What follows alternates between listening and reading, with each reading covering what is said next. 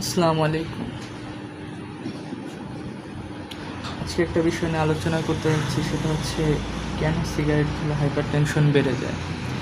Hypertension বোঝার আগে আমাদের শরীরে একটা মেকানিজম ঘটে, সেই জিনিসটা আপনাদেরকে একটু বোঝাই। সেটা হচ্ছে, প্রথমে দেখুন অ্যানজিওটেনসিনোজেন, এটা রেনিনের সাহায্যে অ্যানজিওটেনসিন 1-এ কনভার্ট হয়। এরপর সেটা অ্যানজিওটেনসিনোজেন কনভার্টিং এনজাইমের সাহায্যে অ্যানজিওটেনসিনোজেন 2-তে কনভার্ট হয়।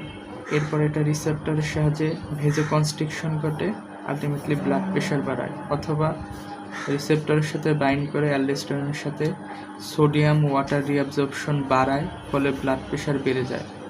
আর ব্লাড প্রেশার বেড়ে যাওয়াটাই হচ্ছে হাইপারটেনশন।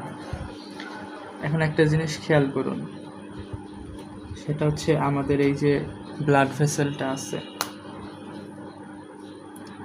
আমরা যখন স্মোকিং করি তখন হচ্ছে এই ব্লাড ভেসেলের একটা ইলাস্টিসিটি থাকে, এই ইলাস্টিসিটিটা লস হয়ে যায়, যা সাধারণ মানুষের থাকে।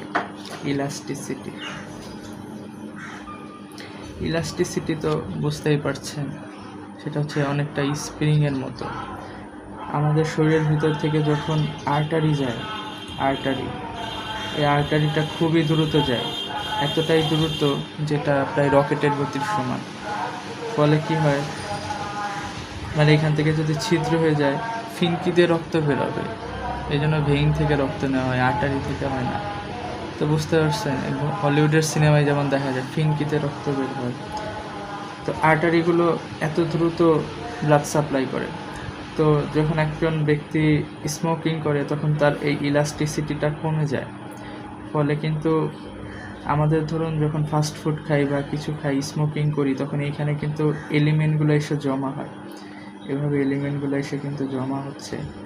তো ইলাস্টিসিটি যদি না থাকে তাহলে কিন্তু এই ব্লাড সাপ্লাইটা ভালো মতো হবে না। প্লাস এই জিনিসগুলো যখন ব্লক হয় তখন কিন্তু সমস্যাগুলো সৃষ্টি হয়।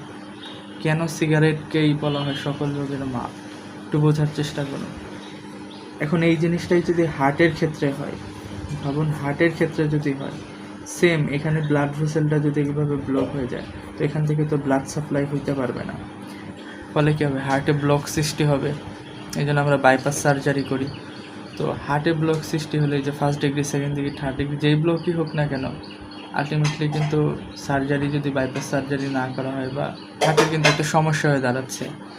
আবার এই জিনিসটাই ধরেন যদি মস্তিষ্কে হয়, আমাদের মস্তিষ্কে কিন্তু অনেক একদম চুলের মতো চিকন এরকম ব্লাড ভেসেল আছে। তো সেইখান দিয়ে যদি ব্লাড সাপ্লাইটা ভালো মতো না হয়, ধরুন এখানে যদি ব্লক হয়ে যায়, তো কি হবে, আর্টারি তো বললাম যে রকেটের গতিতে যায়, তো এটা কিন্তু ধাক্কা দেওয়ার চেষ্টা করবে।